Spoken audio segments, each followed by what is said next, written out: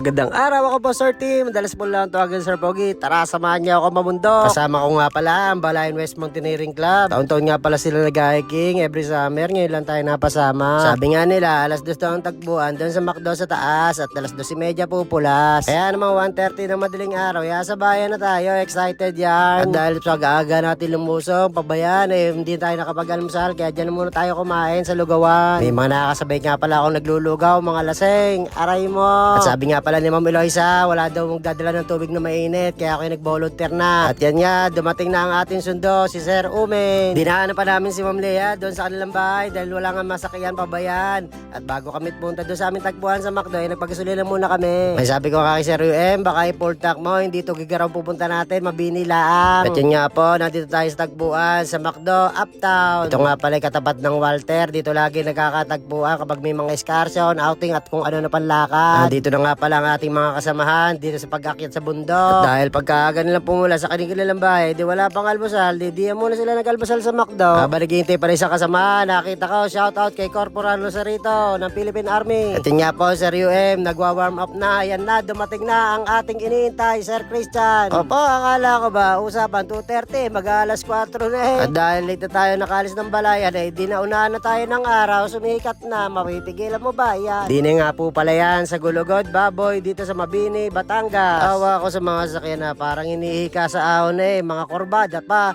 Ay siya si Bang Arabal Takuli kayo, paalam!